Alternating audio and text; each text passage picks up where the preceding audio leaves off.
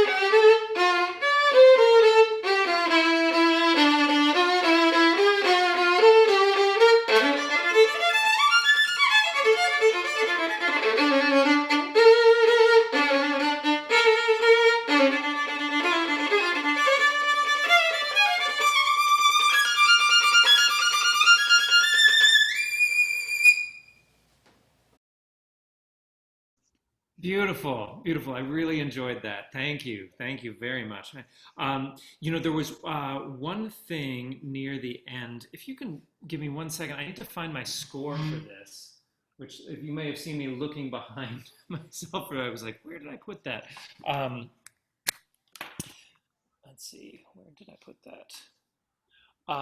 There was one inconsequential thing, but near the end where I'm afraid you may have learned or have gotten into the habit of playing an incorrect note. So let me just find that. The main thing is that I think you're going to be better off if you practice maintaining a consistent tempo. The difficulty in this piece for any violinist is that the slow parts want to go faster and the fast parts want to go slower because they're really hard. So often, one will learn the piece, practice it, feel quite ready, and then when putting it together with an orchestra, you realize that certain parts just feel very different. Sometimes playing with the piano, you can find a very sympathetic accompanist who will sort of work around you. But it really affects sort of the momentum of the piece if you're not maintaining more of a consistent tempo. This bit near the end, I just want to find this.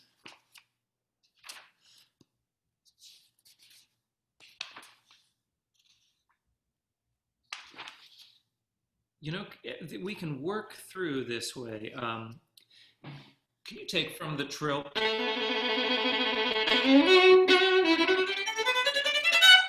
But before you get started, think of what is the tempo that you think of this piece. Dum, bum, bum, bum, bum, bum, bum. Play the beginning for me.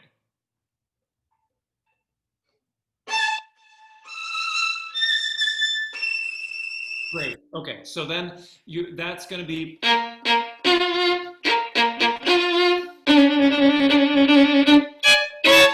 So take from there.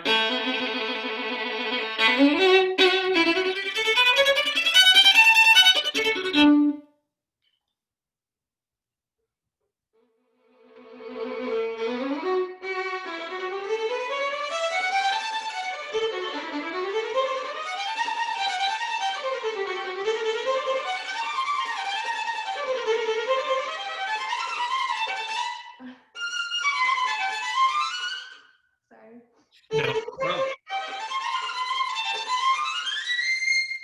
Yeah, the thing when you feel that internal clock that way, there will be certain bits like this that are like, they feel really fast, but better to happen now than later. Can you go on?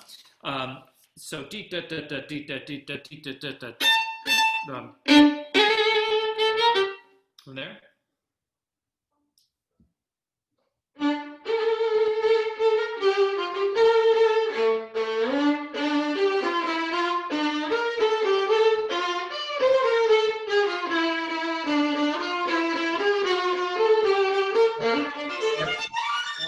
That was it.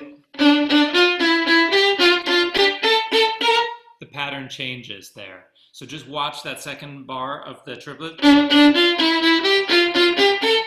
you were, yeah. Broke a hair. And this is a real danger zone because as violinists, we tend to go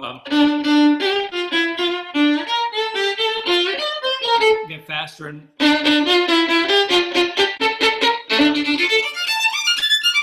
and slow way down at that point. So make sure that you're very disciplined in the broad triplets. Dum bum beep beep ba ba digga digga digga digga digga digga digga down. Can you take from take from that entrance again?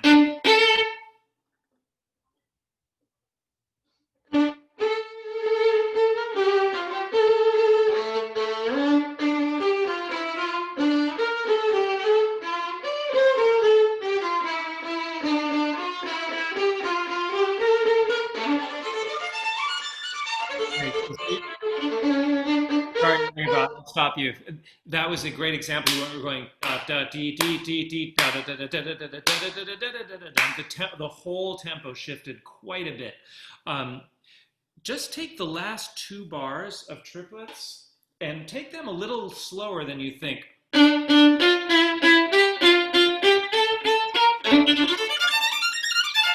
And think of keeping that half bar in exactly the same pulse.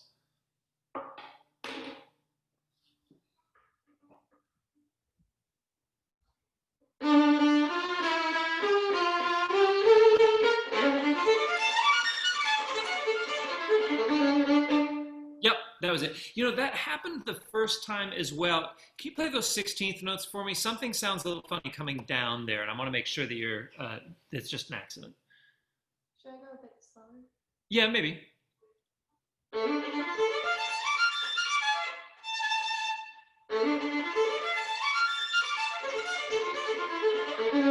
Yeah, okay, so the last 16th note of the third beat, you're playing an E instead of a D. Oh, okay.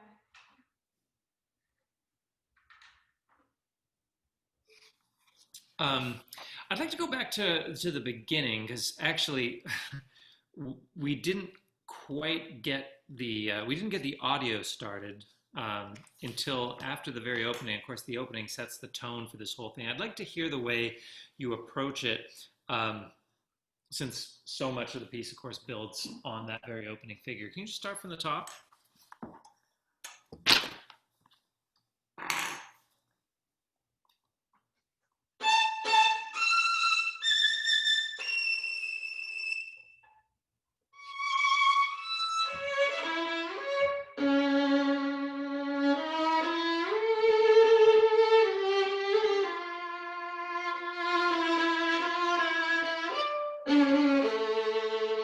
Great. Okay, so I definitely hear people play it that way. There's an issue of pulse that I have a bit of an issue, but you're not the only one to do it that way. You see, for me, after the second bar, you put in a fermata that is in fact longer than the fermata in the fourth bar. And to me, it sounds like you have 2 bars, bar and a half, another 2 bars. It gets really, to me, a little bit held up. I think that it's natural to want to take a little bit of time on the top, but basically that 4 bars is one musical thought. And I think that when you just finish and then the second half of that phrase is a little bit a little empty. You know, there's no reason, there's nothing particularly dramatic about that, but when it's the second half of an arch,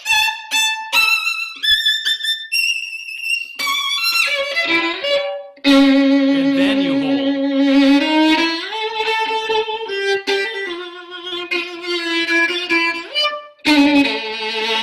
I think that there also you can think of it being more 4 bars rather than 2, because you want to be able to hear the rhythmic integrity of bump, bump, dun, dun, 3, 2, 4, 2. And this last time it felt like it was 1, 2, 2, 2, 3, 2. You know, like it didn't have, there's something about this piece that there's a rigidity to a lot of the rhythm that I think you don't want to, you know, the violin is always playing around the rhythms, but you don't want to necessarily force the orchestra to lose its own internal pulse. Can you take the opening for me, thinking of those, the second and third bars being slightly more connected?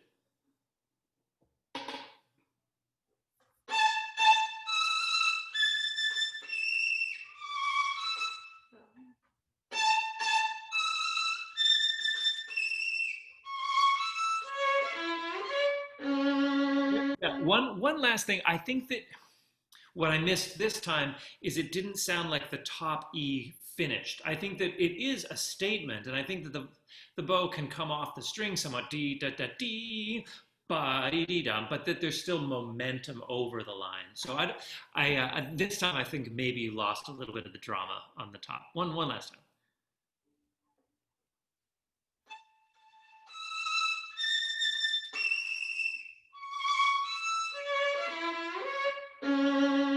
Nice, go on.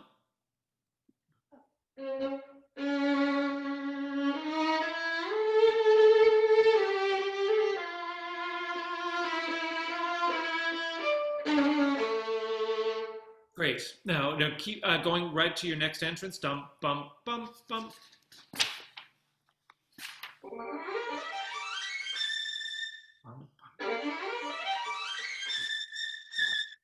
Great. I think this is, you know, this is a little compositional detail. That last note is short. That's an eighth note on that top A. Lum, bum, bum, bum, bum. I think that basically it is the same length as the staccato eighth note. The staccato quarter notes in the orchestra. And I think that when you hold it too long, it softens the intent a little bit. It's like you go up to something dramatic and then you kind of round the edge a little bit. So I would keep that note short, and that we really want to hear a nice rest in the, well, it's the 4th bar of that figure. Can you take it one more time?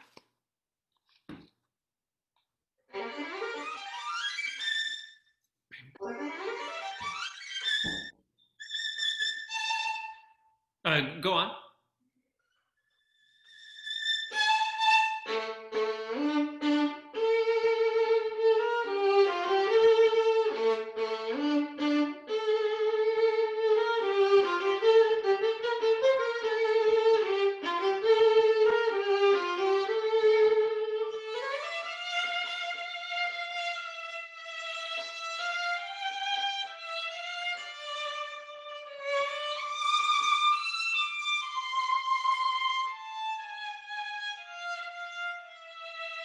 Beautiful, beautiful. That's really nice. I mean, there's not much to say here. I do think that it would be nice, you know how sometimes we can play in the same tempo, but we can feel whether something is in 2 or if it's in 4 or if it's in 1, you know, just in terms of the broadness of those impulses that we're feeling. And I felt like I was getting a lot of the middles of the bars.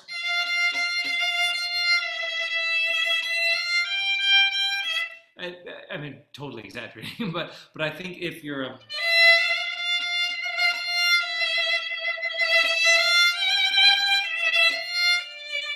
feeling to each bar, so that again that accompanimental impulse is bum bum bum bum bum bum bum bum. There is no middle of the bar, So I think that it can keep the phrase going a little bit longer.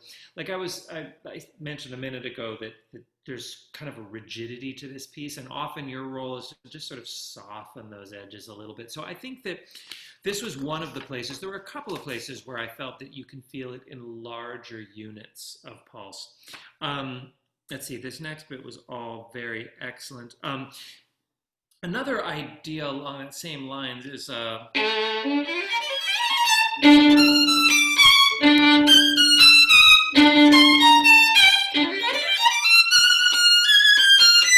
like that for me, I'm feeling very much in one. It's a broad one, but it's not dum be da da dee dum ba ba ba. For that, I think that just gets too square. Going on, I think that this bit.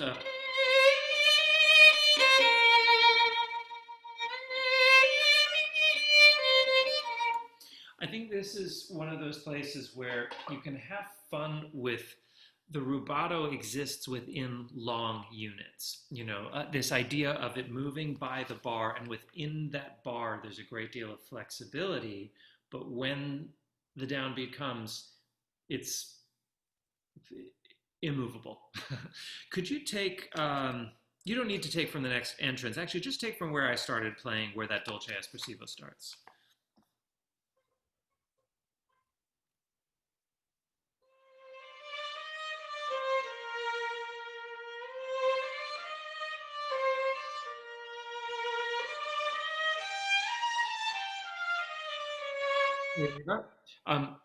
You play so well. This is so subtle. I would really hesitate saying it to people, except I know the level you're playing at is so high. I know you'll get this. It's very slight, but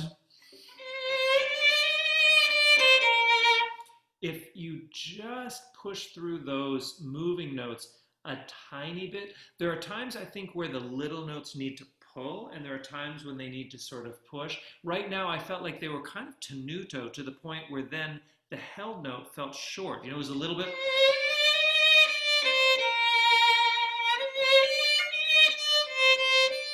And I think that maybe the gesture is a little bit more.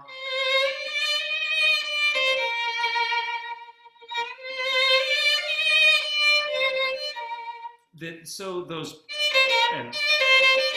are basically just ornaments within the main melody. That's really all it is.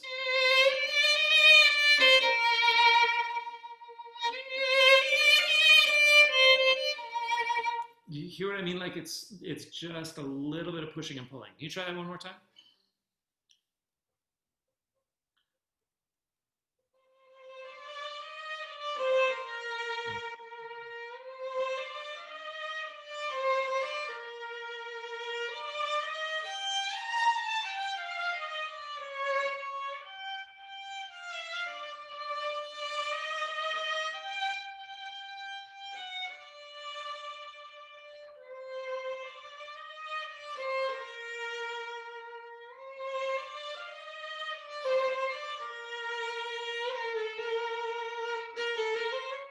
Sorry, keep going.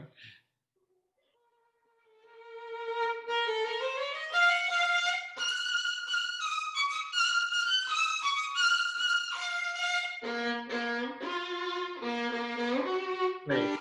So this is one of those passages where it's dangerous to.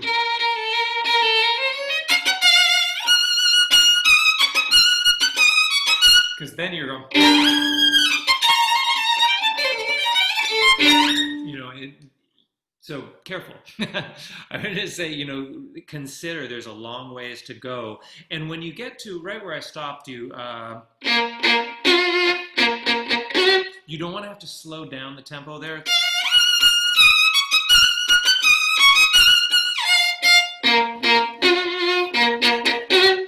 So think of that's your destination in terms of where your tempo and pulse is going to be. In that lyrical bit that preceded it, it was very beautiful playing.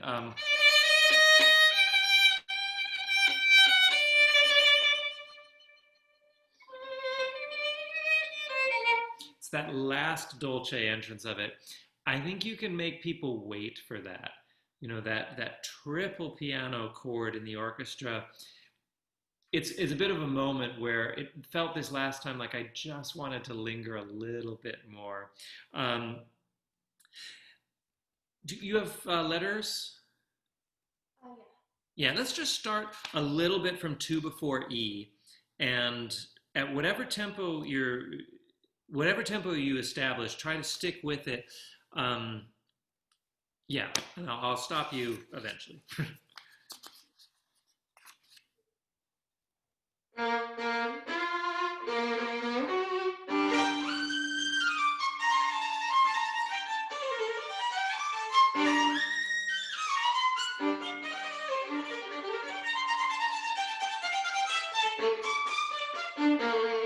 Great. I'll stop you there because that's a real danger spot for every violinist. Uh, that tends to just hold up. And I think what it is we start as players, we start feeling our internal clocks differently there. You know, these things kind of run in the hands and, of course, the slurs, but then we start hearing every down bow. And I think you need to feel like that you're still feeling the half bars at that point. The first thing we have there, E, make sure that augmented second between the F sharp and the E flat is really wide. Like think of putting that F sharp basically as high as you can. Yeah, if anything, cheat it on the outside of the interval, or else it just sort of ends up sounding like just a little out of tune. This whole section is worth taking apart very carefully and figuring out where your spots are. Because like technically, this whole page is hard.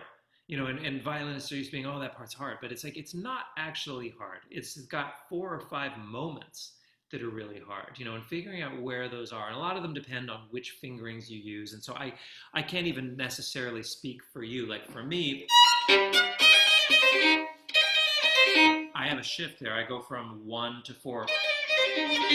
And I always have to be careful about that spot.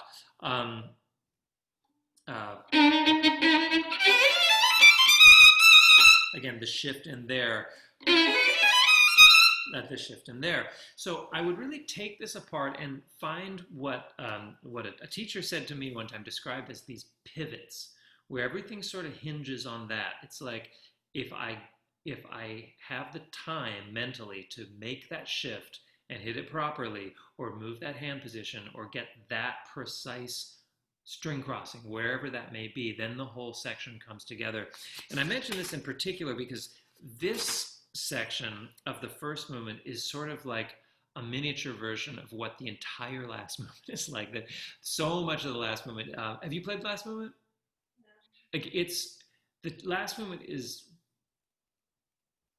quite difficult. I mean, just to be totally honest about it, it's quite difficult because it's made up of so many of these moments where you have to be very precise right there and right there and right there. And unfortunately, I think a lot of time, particularly when students are learning it, it becomes kind of overwhelming, and it's like the whole passage seems difficult, when in fact, it's just that shift or that bow crossing or that moment, that pivot.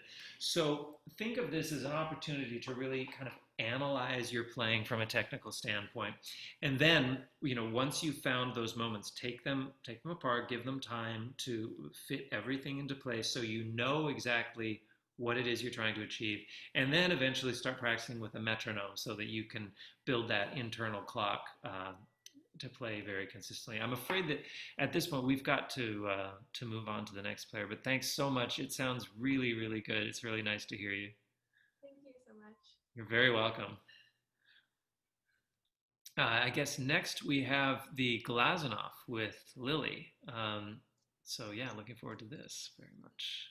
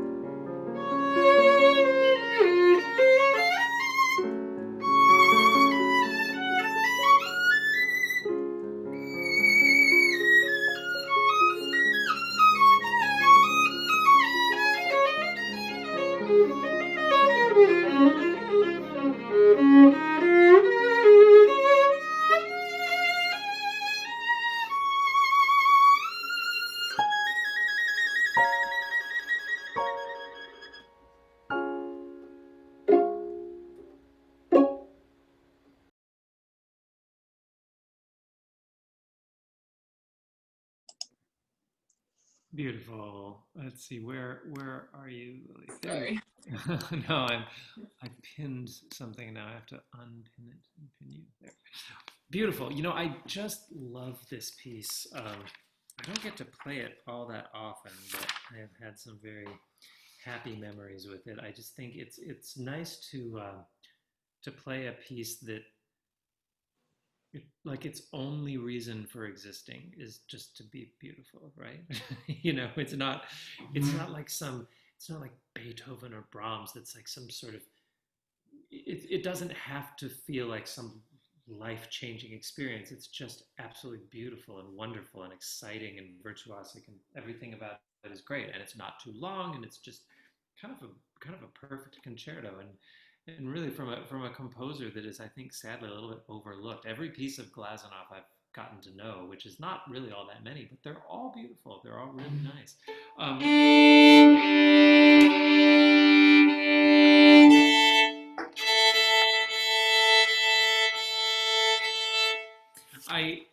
Once again, we had an issue with the recording not starting until a little ways into it. So can I hear you just play the very beginning? Because again, that kind of sets up the whole thing.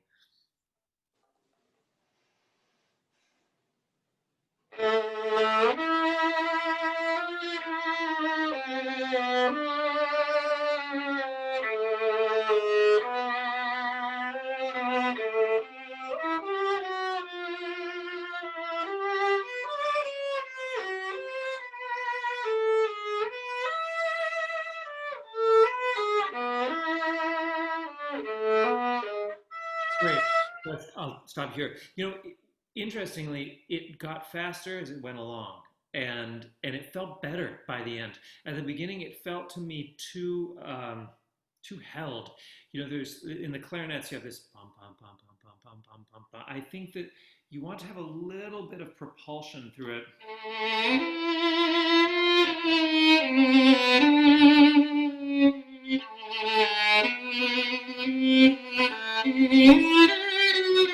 Just like it's not breathless in any way, but it's a little bit surging. And I thought you started getting that by around the time I stopped you.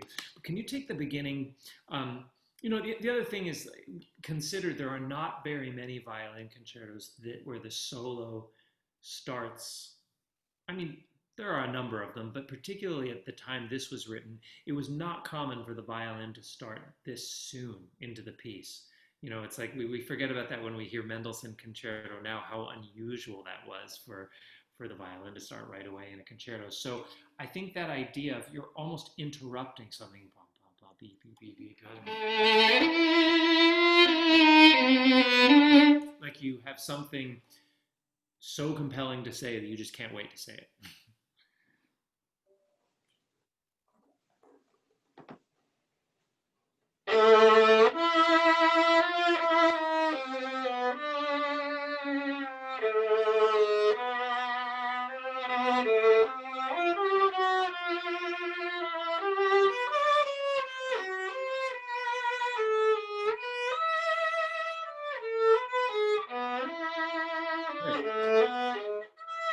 Nice. You know, I think it felt, the first note felt almost like a downbeat rather than an upbeat. You know, I think you want to kind of make it clear that it's an invitation into the next beat.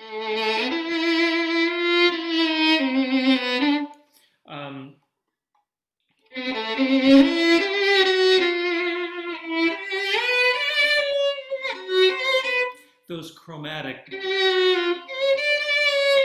there needs to be something a little sort of stickier in that. That felt a little bit like just a little vertical, maybe. You try one last time with this opening.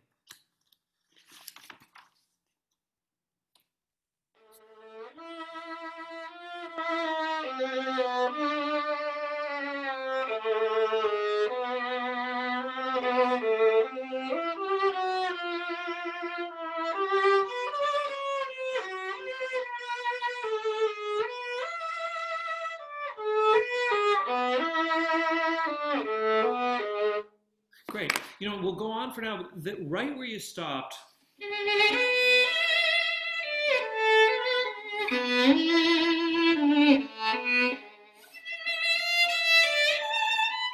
I think of them as almost three separate characters, you know.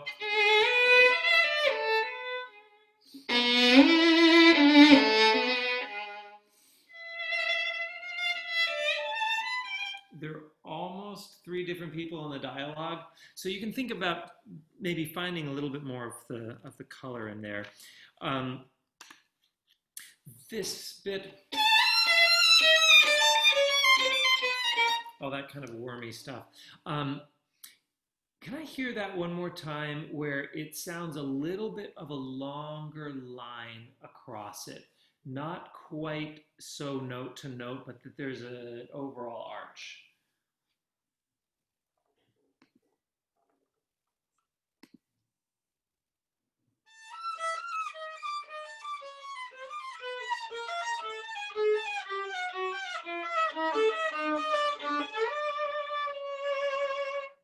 Yeah, you know, one thing that's happening in a technical sense is some of the, like the third notes of the groupings, when they precede a shift down, we start to hear the finger move before it finishes speaking.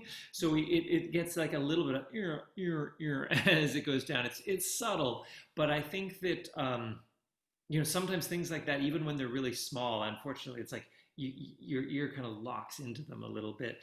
Um,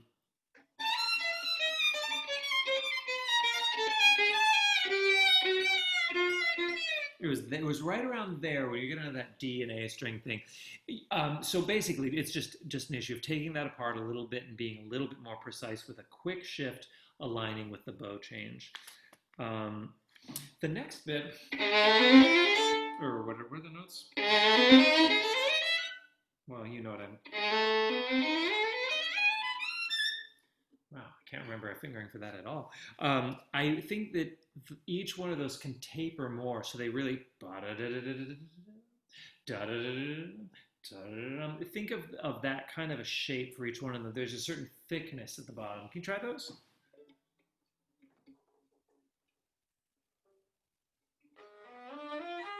Oh, sorry. Yeah, do you hear what I mean? Like it almost sounds like it's going up rather than just all pulling away. Okay, this is gonna bother me. I've got to remember my fingering. Yeah. It's all by. One more time.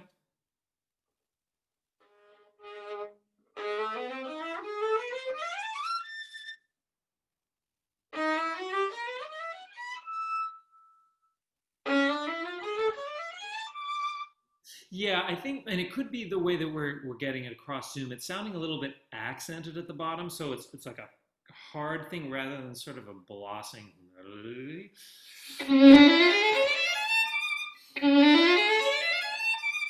That there's a thickness, you know, in the consistency that then just sort of lightens up as you go up the range. The next bit, figure 4. I think this has to feel in a very slow 1.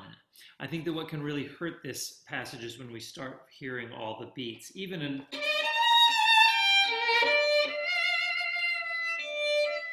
You know, it feels too square. Like I think this is where you sort of have to help out the piece a little bit. You know, can you play right there and think about being a little bit free?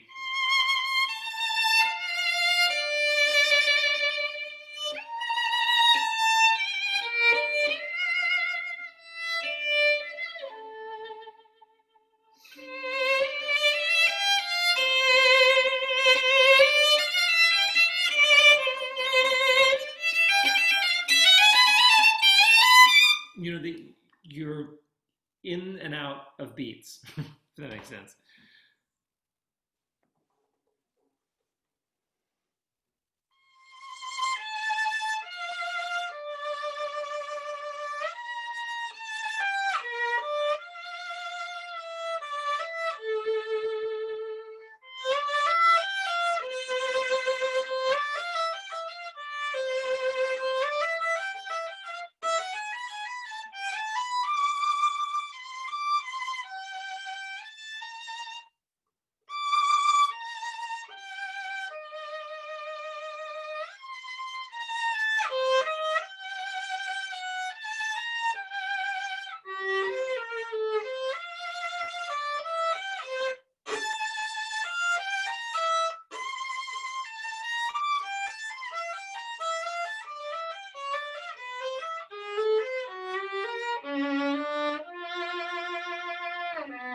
Great, beautiful. Whatever bowing you choose to take on, you want to make sure that that fourth note that you play is definitely the arrival and the downbeat. I feel right now, and this I'm not trying to convince you to change your bowing, but I hear down, up, down, up. So we're missed that sort of direction. It's very, very slight. It, it's tiny, but it's a little bit noticeable. Those two bars, I think those are still in your tranquillo feel. That those.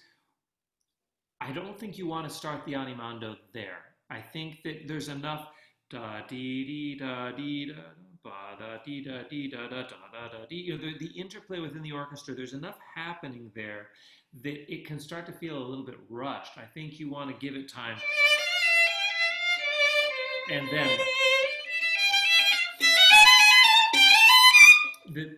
that allows the animando to be a little bit more exciting. So just wait for that a little bit longer. And then when you get to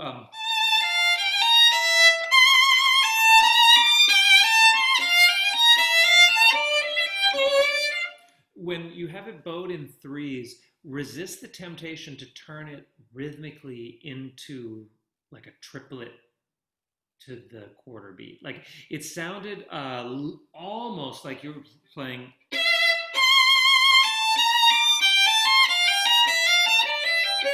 And then we miss that sort of 2 against 3 type of thing.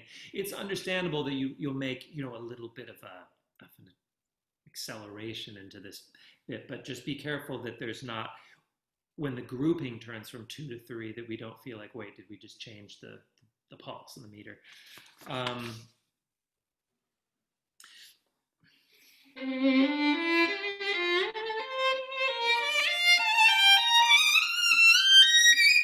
This is one of the most difficult parts in the piece to pull off. For some reason, it always feels like you're playing too slow when you're playing it, but you really want to give it time. And on the way down,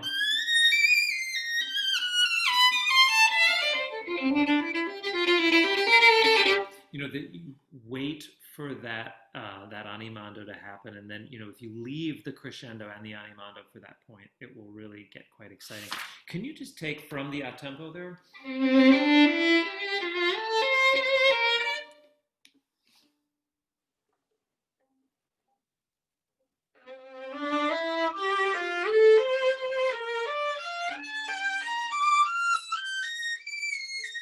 Yeah, sorry. One more time. That resist the temptation to move.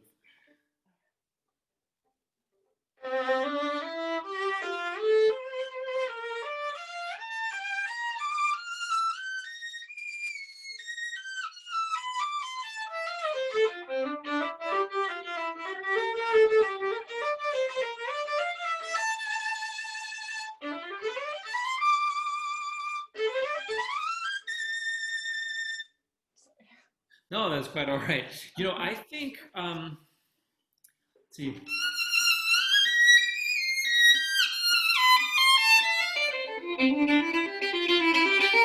I think you can be a little bit animated right from where those couplets start.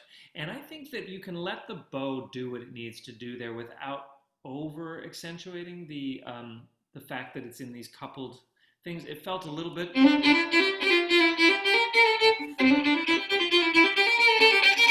I think that if you play them quite evenly, just with some good right hand articulation, we'll get that kind of the excitement to that. Whatever tempo you get at the piumoso,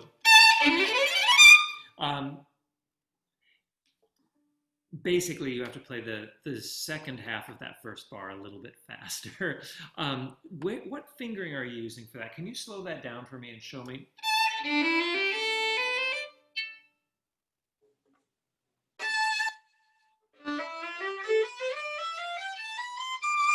Yeah, so I think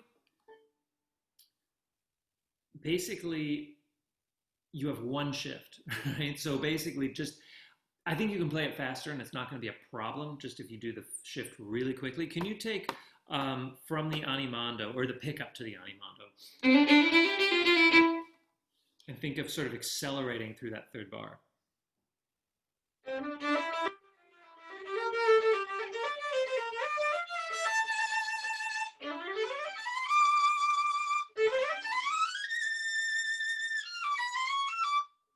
Great. Yeah. Watch in the second set, just to make sure. I think it's the F, to make sure the F is nice and close to the E. That tends to be a danger note in that one. In this sort of second movement, if you want to call it that, I'd like to hear you play the opening of that again, trying to create a very thick kind of sound, not accented at all, but just very, very thick, very resonant, and very, very beautiful. You know, like this is one of the most luscious things to play, this bit from Figure 10.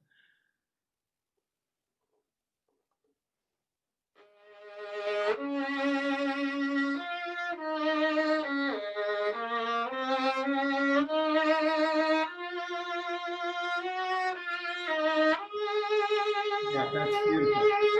Really beautiful. Can I just hear the very first note again? I was less convinced of the way you started. Everything after that was just great. It's like you want to just kind of sink into it.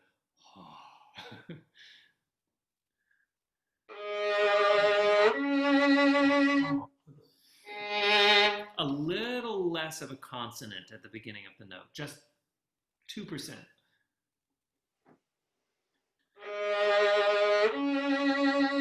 Yeah, totally. That kind of sound, that just kind of this heaviness that, you know, even being across a computer, I just had this sense of your sound just kind of expanding and the width of it sort of filling the room, which is exactly what you're looking for. I think, unfortunately, we have to move on to my final victim of the night. But thanks so much for playing this. It's so nice to hear you. It's so nice to hear this piece. So I guess now we are moving on to Cacciatorian Concerto, another piece I love, with Kay. Hi, Kay.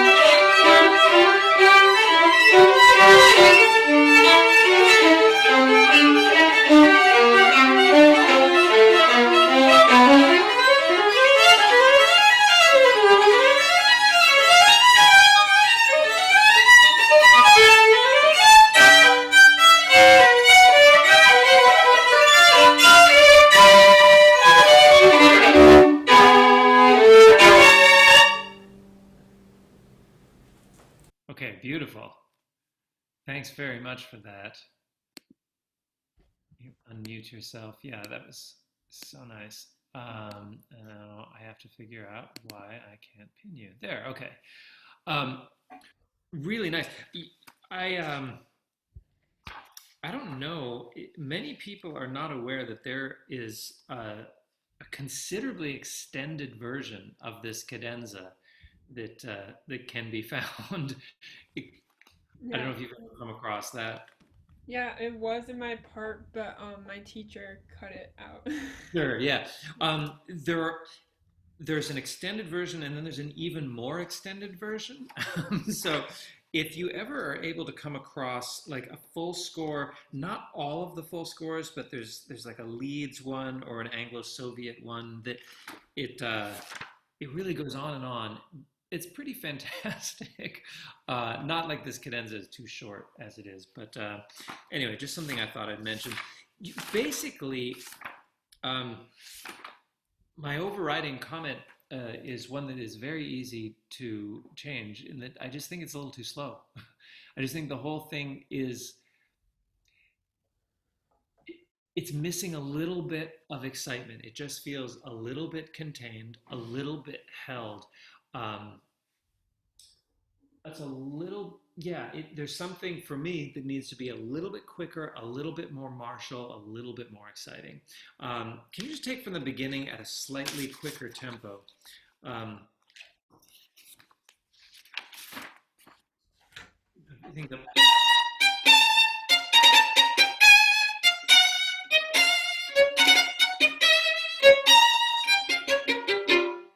that kind of feel, tempo-wise. You start from the opening.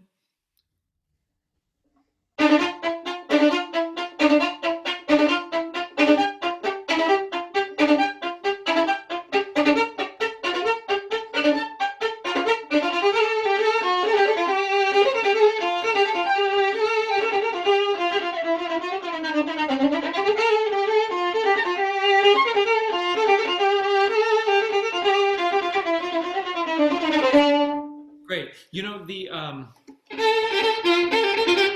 those tenutos under the slur. I think in this case, it's really just a bowing. I don't think it's any indication that they need to be particularly broad. You know, I think that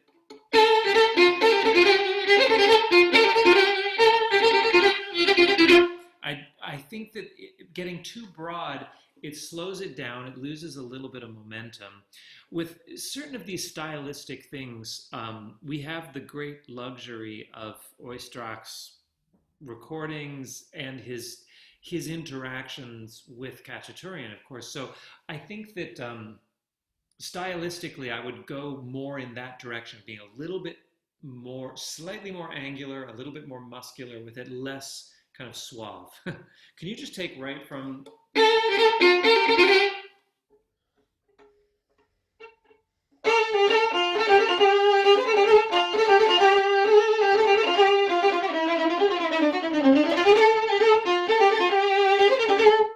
Yeah, great. Can you go on to the next bit?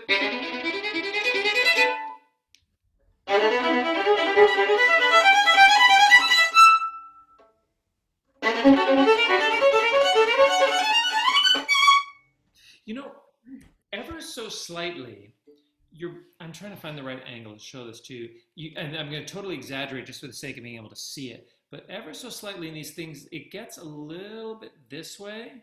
You know, that that it's like the frog is drawing in. And I feel like we lose the tiniest little bit of contact. Like, you good? It gets a little bit fuzzy.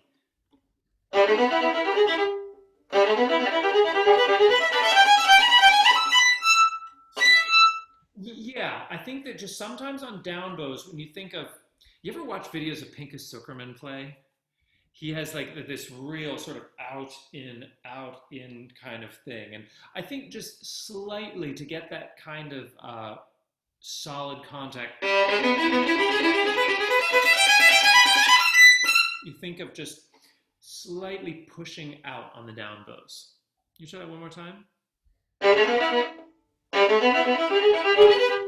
Sorry.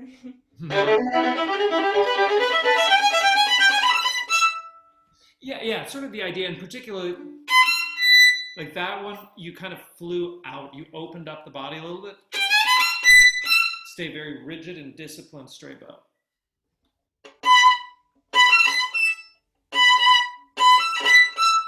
Yeah, that's getting there. It's interesting. Like, I think if you were to film yourself, you'll see that there's the tendency, the bow wants to just sort of do this a little bit. I think that sometimes when we let go of we play a harmonic in the left hand, and we sort of lighten the pressure, the tension of the hand in order to do that. And then sometimes our right arm sort of flies open too. And I think some of the hardest things with playing harmonics are keeping really really precise with the right arm while staying very light with the left fingers. Anyway, this is really very, very good. I think that once in a while, and this applies to everybody in this piece, you want to be really careful with some of the kind of chromatic intervals.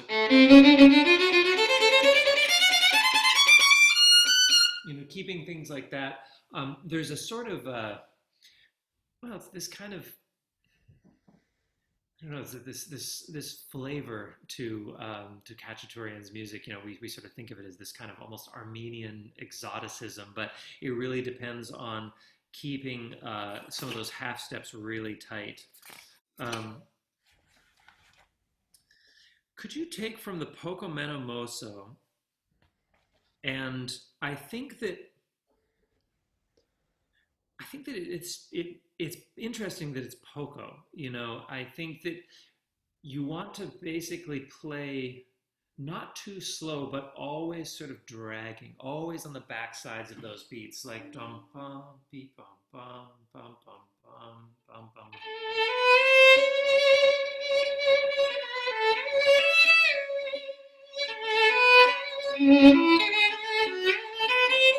It's almost as if at any given moment you could jump right back into tempo, but instead you're just pulling, pulling, pulling.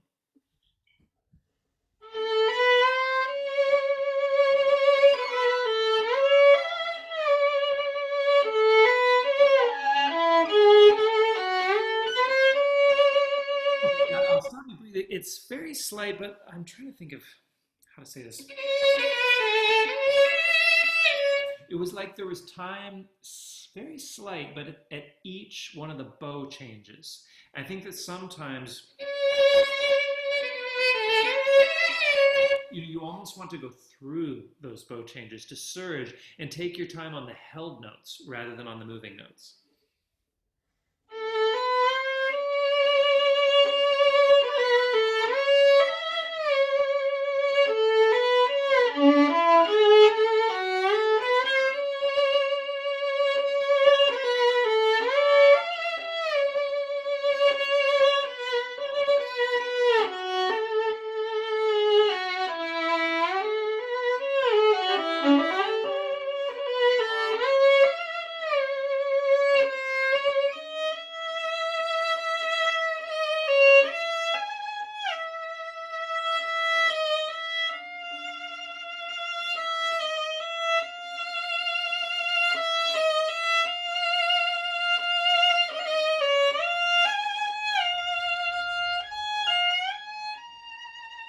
Yeah, I was actually tapping out in my hand. There's not really a kind of a motor behind what you're doing. It's not like you're playing out of rhythm or out of pulse exactly, but this whole thing is written with this motor behind it. Bum bum bum bum bum bum. The cellos and the harp are doing this consistently, this offbeat thing. Bum bum bum bum bum bum. And you have to work around that. And at times you were successful at sort of working around it and establishing a nice rubato. And then at other times it never quite came back. And I was imagining the difficulty of these people trying to sort of catch you. So I think that if you can keep all the expression to what you're doing, but maybe practice, what I would recommend doing actually is practicing to a very slow metronome setting. Set it to like the whole bar. Bum, bum, bum, bum, bum, bum, bum, bum. Be totally free within that, but still that we have a sense of internal pulse that is just really not moving. Um, anyway, this is beautiful. This next bit, I mean, it's interesting that this stuff here, he writes so many markings in this music, but this is not a tempo or piumoso or anything like that. So I think it's an indication that that whole second theme is not meant to be too slow. You see what I mean? Um, can you take right from there?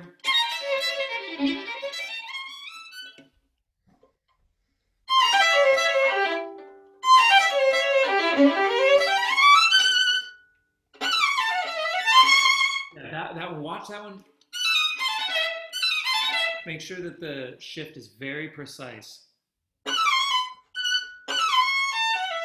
Yeah, I think what's happening is you're moving down before the second finger D sharp is really sounded. So kind of split it up.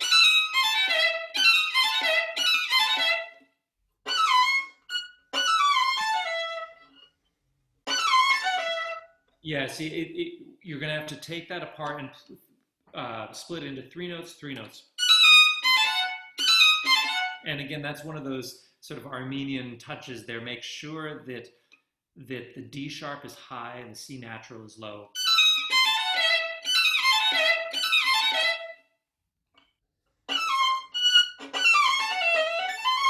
And right now, just play the first three notes. Sorry. Right now, go. Yeah, see that they want to those notes. If the correct interval is this, in context they just start to do that a little bit. So anyway, on your own time, just take that. That is one of those examples where you want to be very careful. Even the next one too. What is those notes? That is a particularly uncomfortable one in the hand. So be very, very careful about that. Next bit was very nice, very nice. I mean, really, it's a lot of the same type of thing.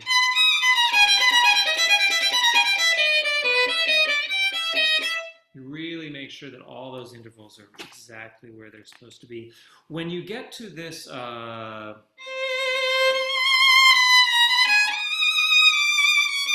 make sure that there's still this internal tension to that.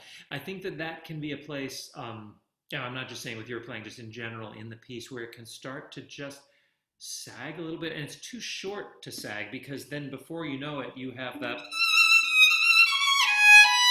and that bum, bum, bum, bum, bum, bum, bum, bum figure in the accompaniment builds it up again. So sometimes I hear these performances where 4 bars just sort of fall flat and then the motor starts again. So could you go from that bit?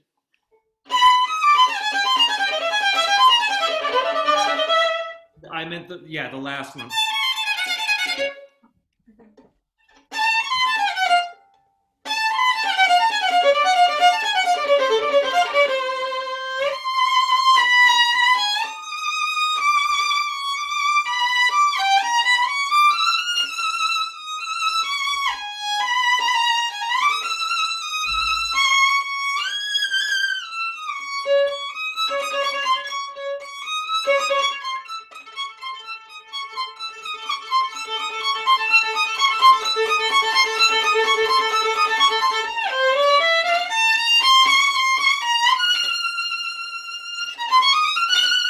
Great. Interestingly, the ones with the C sharp on the bottom had a nice sort of propulsion through them, but then when you went to the ones with the A,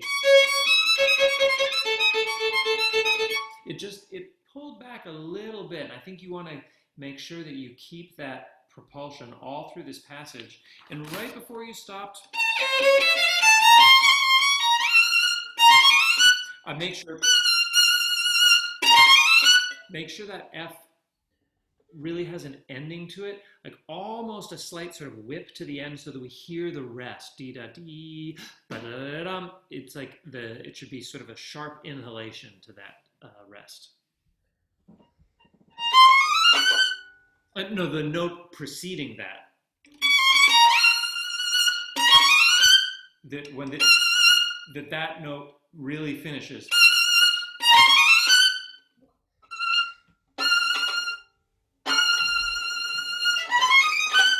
You hear what I mean? When you play it, I don't hear a rest at all. The bow doesn't come off the string, and it needs to after that F.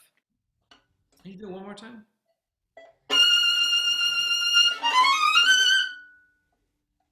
Well, almost. I mean, it's still pretty connected. Yeah, yeah. I mean, it's. I'd like to see you exaggerate it once because it sounds like you're barely doing it. I'd like to see you do it too much, and then we can work our way back from that.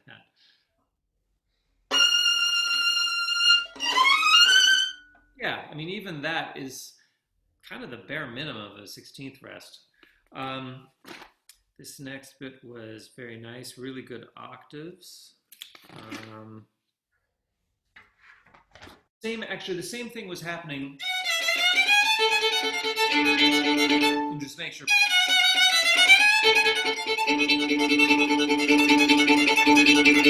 That you keep the arrow going forward through that. The next bit I thought was again a little bit slow. That bit, and I thought that it was a little bit too legato. I think that there's a lot of stuff going on here, and I think that it needs to dance a little bit more. You know, you have your theme and the cellos, and you've got all these triplets on these various instruments playing. Can you play that one time, thinking of it being slightly off the string?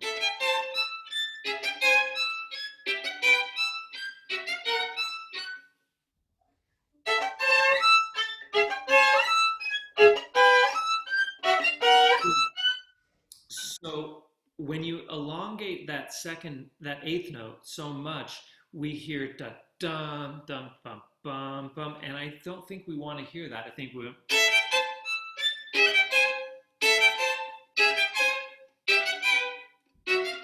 instead of, you know.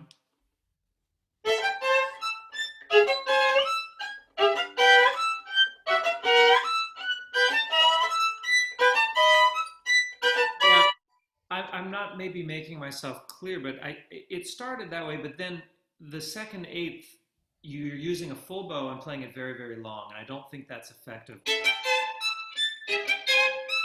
You know, stay a little bit, think of maybe not going past sort of the midway point of the bow.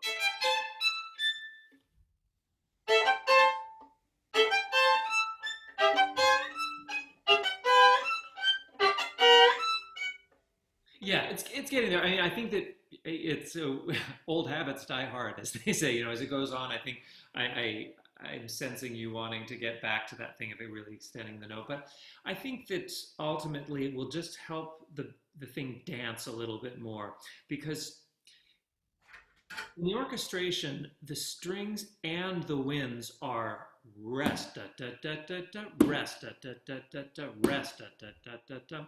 So your strong beats are what gives propulsion to all of those triplets coming off of that.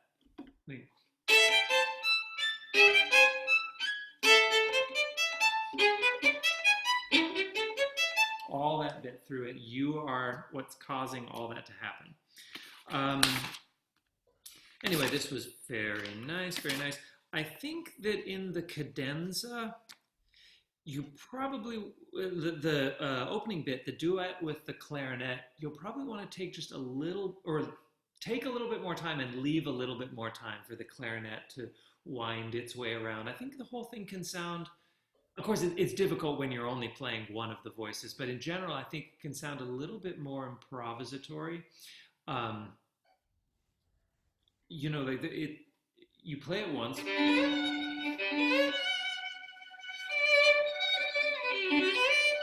and then that reacts off you. The clarinet, dee da dee da ya da da da, wherever those notes are, so that each one of them is a reaction to the other, and I thought right now it was very well played. It was a little bit sort of planned out, and I thought it lost just a little bit of that magic of, it's a big orchestra and a big, kind of an overblown piece in a lot of ways, but this is such an intimate moment of this little conversation between two voices. And right when the cadenza starts,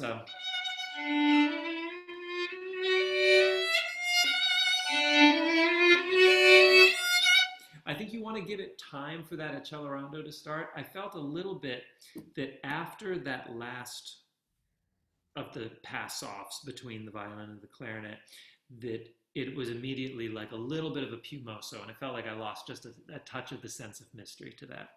But then really, really nice playing throughout this cadenza. I mean, I think that this is not the most specific thing to say, but I did feel that as the cadenza went along, that as you approach the end, that you can sort of build the excitement, hold the tension, build the excitement a little bit more. It felt like it was very well played, but a little bit sort of a little bit square.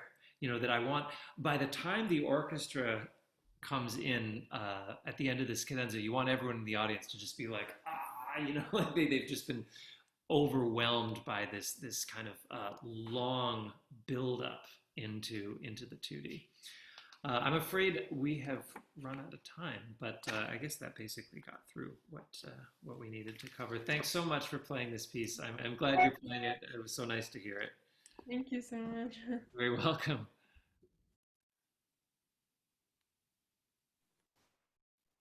And I just want to personally thank James for doing such beautiful work with our three beautiful violinists, and for the three of them for playing so beautifully. It was just a treat to get to watch, and treat for me. Really, really special. Darwin Yes. is going to lead a little Q&A for us. I believe people, if they have questions, do they type them into the chat? Is that Yeah. the protocol? Yes. So we encourage people now to, whatever questions you might have for James, for Mr. Ehnes, go ahead and write them in, and we will ask him to answer them. I gotta say, Darwin, your background is It's pretty luxurious. it's pretty impressive. That is your place, right? Yeah. You heard about the new place, right? Yeah, well, I mean, I just assumed, you're kind of a big shot, and I assumed that you would not settle for less than that. So This is just a weekend place. I'm stuck. yeah, understand. Yeah. I mean, yeah, we have to slum it sometimes. Mm. But first of all, I want to congratulate all of the students who participated. Bravo. Yeah, absolutely. First of all, I probably would not be. I'd probably be too scared to play for James myself. So that's number one. So yeah, first, thank you for all playing. James, I wanted to ask you first, before anyone else has any questions. Obviously, you do this for a living, but when did you think that you wanted to become a violinist? I had an unusual beginning in that my father was a musician. You knew my dad, Darwin. Yeah. He was a Great player. He was the trumpet professor at the university in the town where I grew up, and because of his position there and all of his friends and colleagues, like I knew lots of professional musicians. So it just seemed to me like that was just one of the things that people could do for a living. It's like some people were policemen, and some people were school teachers, and some people were doctors, and some people were musicians.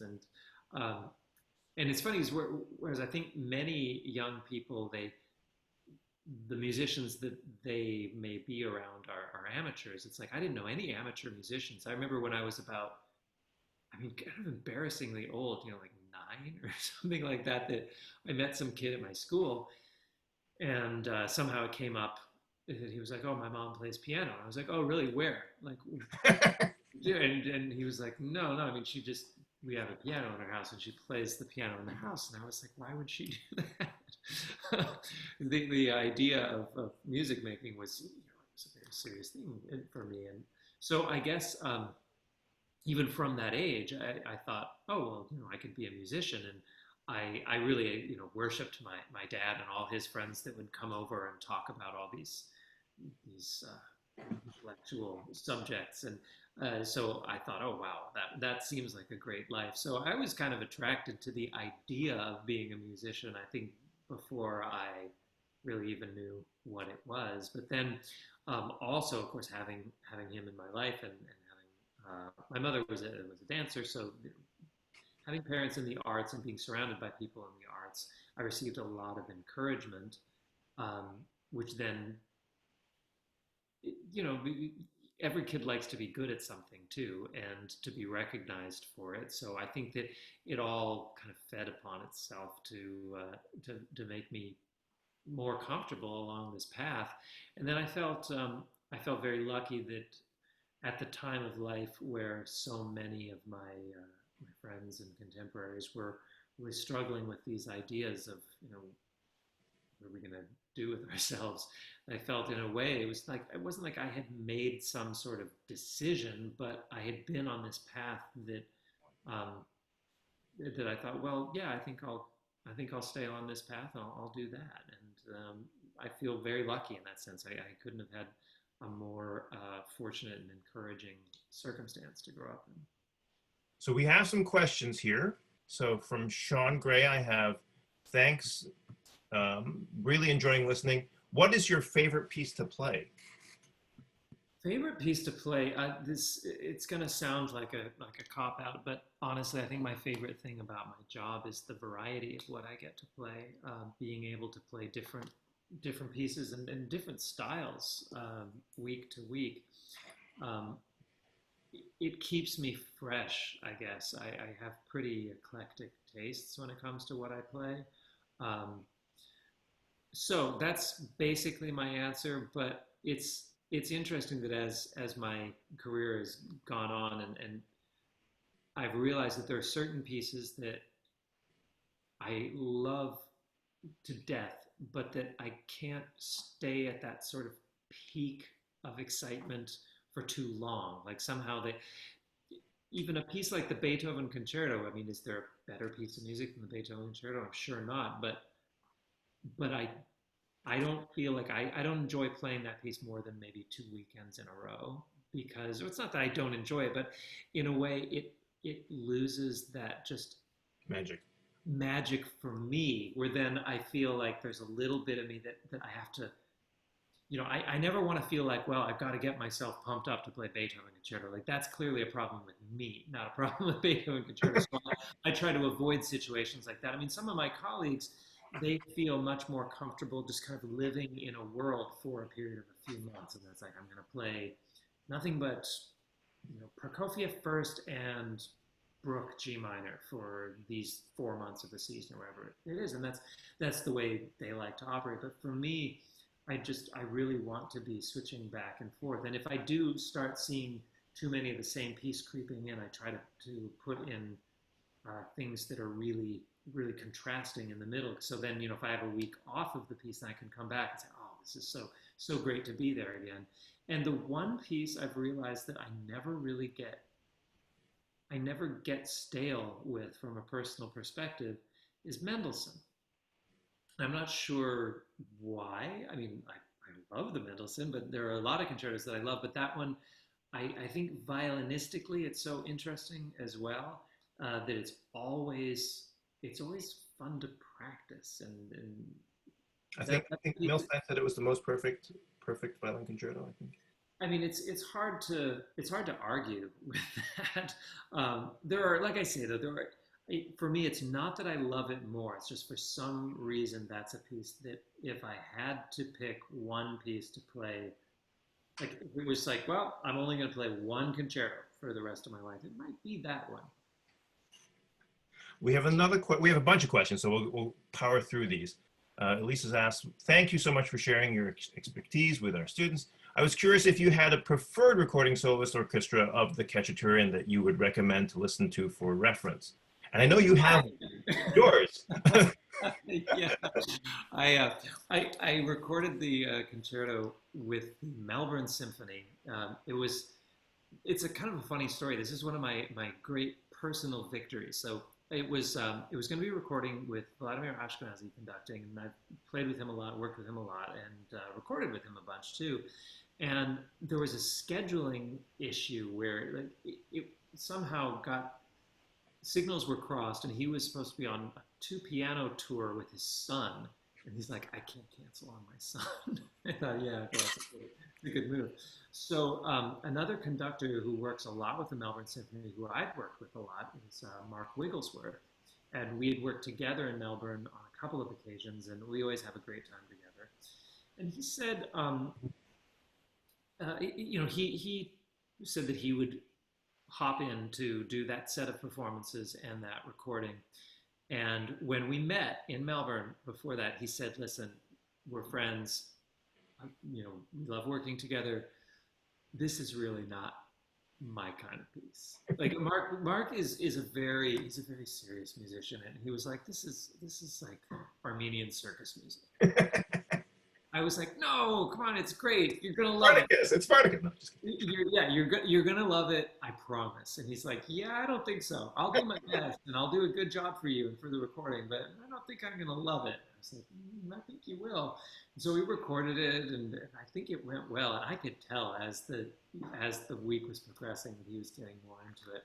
So a couple years later, I get an inquiry to come play with the Sydney Symphony. And it's going to be with Mark Wigglesworth. And I say, great, always happy to work with Mark. I'm curious, what concerto he would suggest.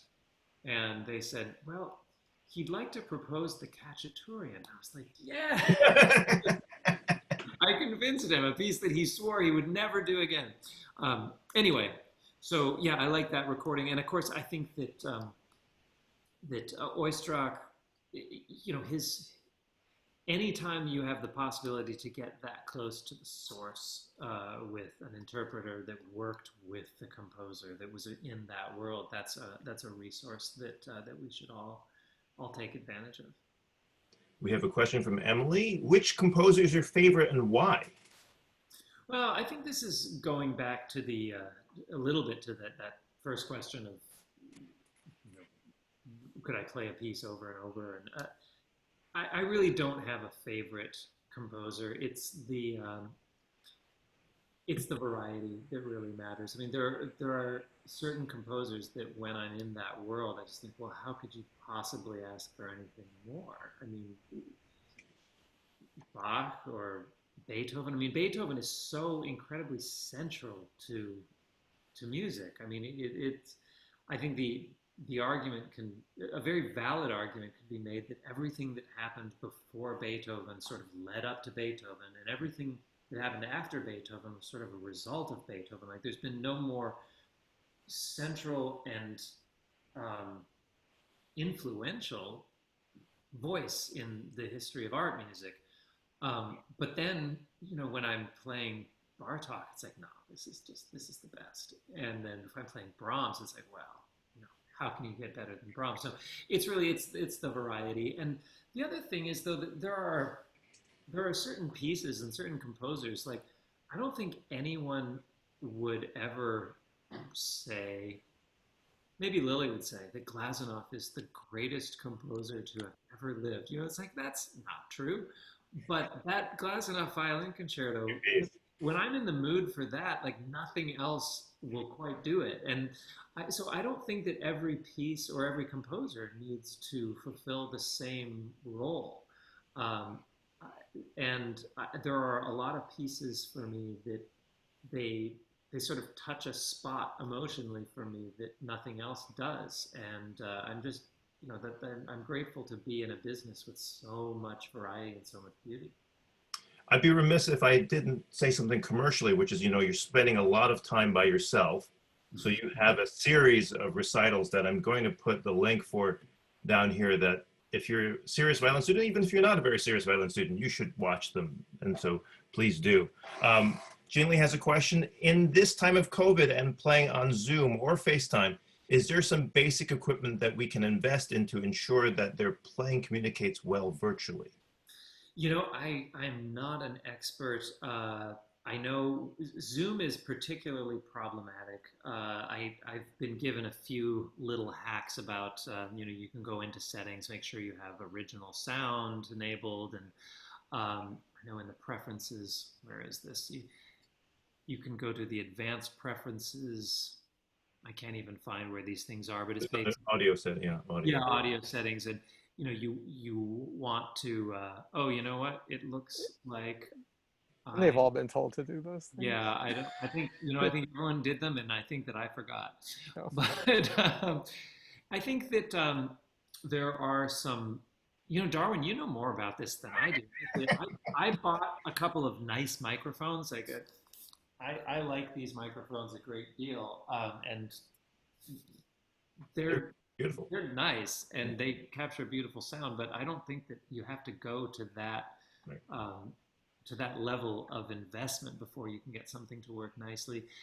The thing just to remember about when you're dealing with streaming or doing things on Zoom or FaceTime or whatever it may be, um,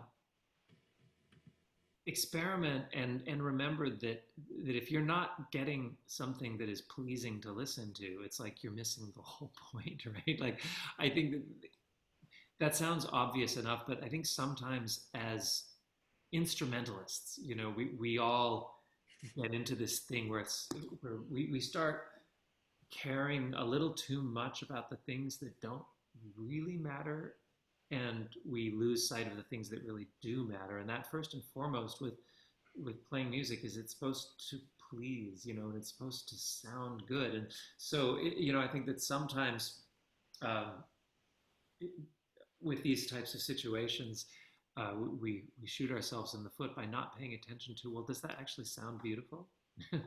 And that's not just over.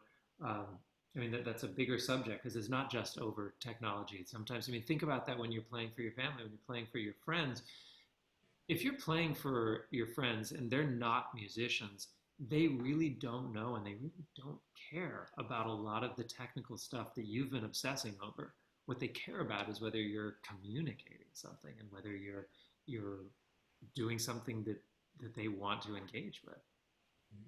Anonymous attendee asks, what is the funniest thing that has happened to you on stage? Funniest thing. There have been a number of really funny things that have happened on stage. One of the funniest things that happened to me recently, and sometimes when you're playing with other people, you know how it is. You can just kind of get the giggles, and you can't stop because you're in a situation where you are not supposed to be laughing. And I was playing. It was maybe some of you know Darwin and I have a mutual friend, a wonderful pianist from Connecticut named Andrew Armstrong. And Andy Armstrong and Edward Aaron and I were playing a trio in Charlottesville, Virginia, a little over a year ago. And in the middle of this Dvorak trio slow movement, someone had brought a bottle into this hall, and there was carpeting in the rows, but the stairs were concrete. And this person was apparently up in the balcony of this hall. It must have been at the top of the balcony, and somehow or another dropped an empty bottle, which you hear the sound of the empty bottle dropping on a hard surface and then proceeding to roll in that unmistakable sound of like it sounded like an empty beer bottle. It was like plump, plump, plump, plump, plump, plump, plump, plump, plump, rolling down the aisle, hitting the sets of 3 stairs each time, rolling and 3 stairs and rolling. And it seemed to go on just endlessly. I'm sure it was only like 10, 15 seconds, but in the middle of this piece, and Ed just looks up from his cello and gives me this look, and I just...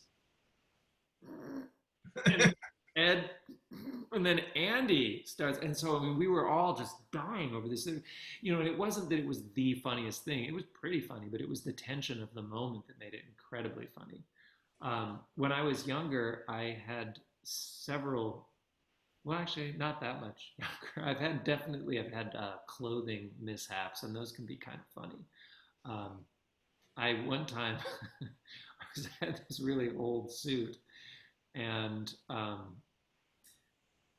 right before going on stage, I dropped my pencil backstage, and I bent over and I ripped the back seat out of this suit like completely, just not even on the seam, just like shredded it. It was like the suit just gave up, and it was like I have to go on stage right now, and so we fixed my suit with gaffer tape, um, and so rather than walking like a normal person on the stage, I sort of shuffled and then, shallow bows and sort of shuffled out. And that was embarrassing for me, but oh my goodness, was it ever funny for the pianist I was playing with. Like, I thought he was just going to die.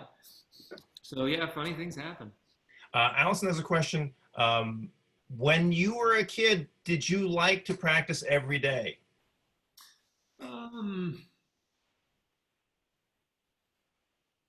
No.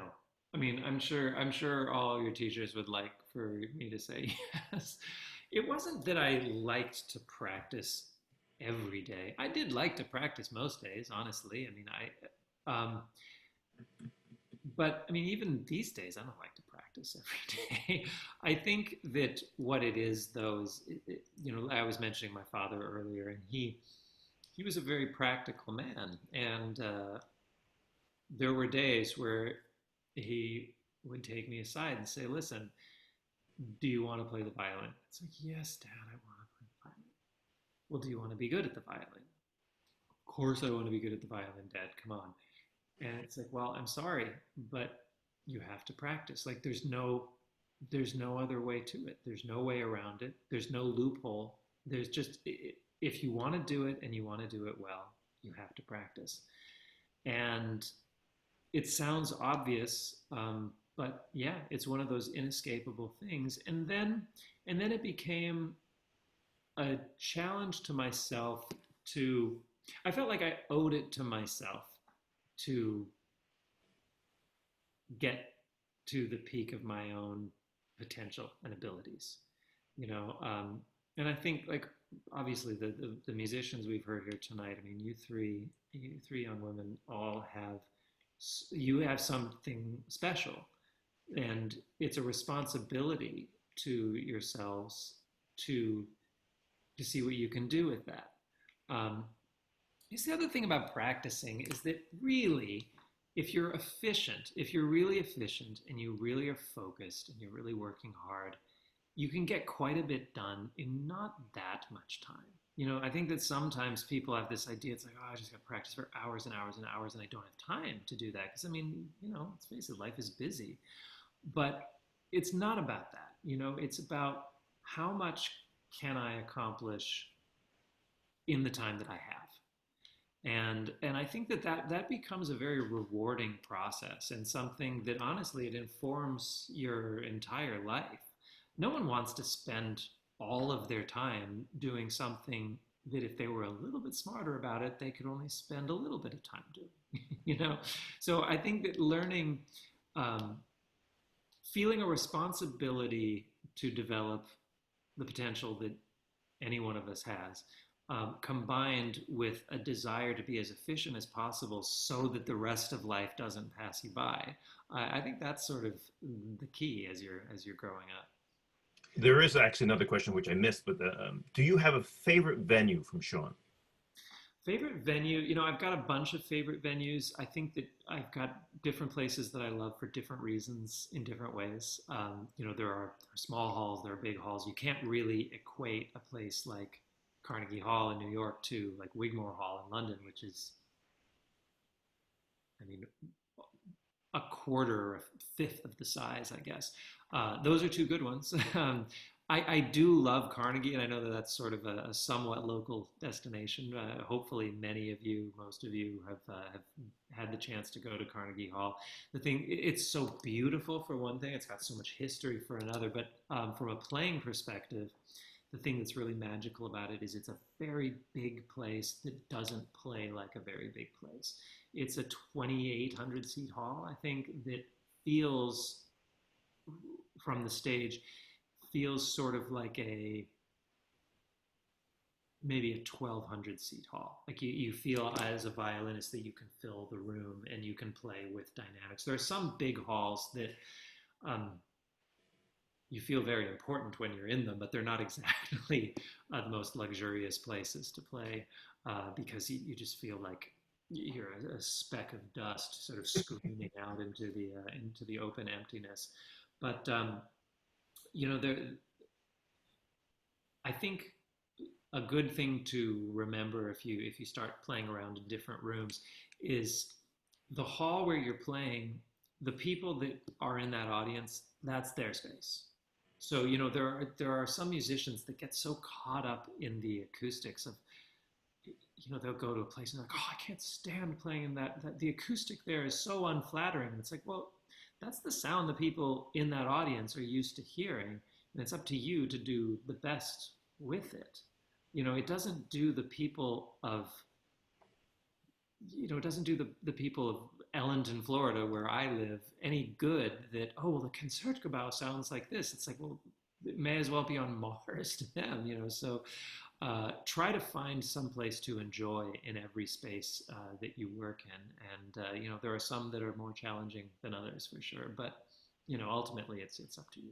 We have one final question. What advice would you have for a high school senior? And I'm assuming that high school senior who is interested in music, or maybe not interested in music, but generally. Well, I think that interested in music to whatever degree, I think my advice in a way would remain the same. I mean, to a high school senior, it's a very interesting time in life in that it can feel very busy and it can feel like sort of the end of something, but both of those things are wrong. In that, unfortunately, one of the realities of life, and this ties in very much to what I was saying about learning how to be efficient. One of the realities of life is that it doesn't. You don't get less busy. I mean, maybe when you get old, you get less busy. I don't know yet, but life continually gets more busy. And in certain ways, more challenging. It doesn't mean that it's not as fun. It's in many ways more fun. But with the time that you have now, don't waste it. Enjoy every minute of it with whatever it is that you're trying to achieve. The end of high school is a special time, and if you are really interested in music, make the most of it. The capacity for learning that we have as young people is so wonderful. Set challenges for yourself, set goals for yourself. And if you are someone that really wants to pursue music, play for everybody, play for anybody you can, play as often as you can, create your opportunities. All of these things will help you so much as your life in music progresses. And the other thing is, if you're confused about just how much you want to do it, if you're really not sure it's the right move for you to be putting so much time and effort into music, if maybe that's not the future for you, I would just say that I've met a lot of people that studied music, and I've met a lot of people that have said, I wish that I had worked a little harder when I was young. I wish I had focused on it a little bit more. I wish I'd pushed myself a little bit more. I wish I'd taken it a little bit more seriously. I've never met anybody, and I'm talking about non-musicians here, but people that just studied music and then went on to something else. I've never met anybody who said, I really wish I didn't spend so much time learning how to play the violin or learning how to play the piano, or I really wish I didn't know how to play the violin. Have you ever met anybody who said they wished they didn't know how to play an instrument? Or someone who plays an instrument as an amateur, who can bring out their violin or their clarinet or sit down at the piano and make music? Have you ever met anyone who has the ability to do that who's like, yeah, waste of time. I wish that I'd hung out at the mall more often. It's ridiculous. It's something that adds so much to your life that if you decide that, I'm going to pursue music, and then in a few years you're like, that was great, but I'm on to a new chapter of my life and I'm going to go on to something else, you won't regret it. And with the youth symphony, this will undoubtedly, I would think for most of you, be one of the great things of your life. You'll look back on it. You probably have friendships now that you will maintain for years. And sometimes it's the people in your artistic life at your age that end up being more a part of your life than the people in other walks of life. You know, you're sharing something. You're all sharing something through this shared experience that is very special, that's unique, and that will continue to bond you for years to come. You know, it's great fun when you're 20, 30 years away from the experience. You know, there will be these reunions of youth orchestras, and these shared bonds are so strong. So I think just by virtue of doing what you're doing already, you're all on really encouraging paths. Well, I'd like to thank you again for taking time out of your busy schedule to come in and help us here at the Norwalk Youth Symphony. I will mention that they do actually get to play at Carnegie Hall, so that's actually That's great. really That's cool great. thing. My Carnegie Hall concert in the spring got canceled. Wait, this spring? Yeah, I was going to go on a tour with the National Arts Center Orchestra of Canada, and I don't know if it's been announced yet, but it was canceled. That's very I haven't heard the cancellation. COVID casualty. Well, anyway, I'm sure you will all really enjoy that experience. It's a magical place.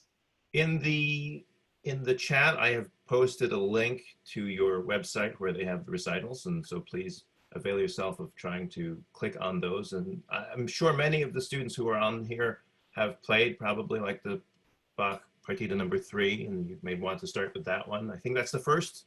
Is that the first? That's the second episode. Yeah, it's with Isai 3. That's right. Yeah, Isai 2. Isai 2, right? So I don't know why I thought that. Obsession. That's right. So if you would start with that, and you can work your way through all of them, they're worth their weight in gold as lessons in playing. And obviously, you heard him play here, and with that, I want you to also know he did all of the filming and the audio for that as well. So this is a multi-talented guy. Well, thanks very much for having me, and best of luck, not just to the 3 wonderful musicians I heard today, but to all of you. Thanks for tuning in, and yeah, hopefully I'll see you in person sooner rather than later. I have to see you in person too. So thank you very much. Sure thing. Thanks, everyone. Have a good night. Good night.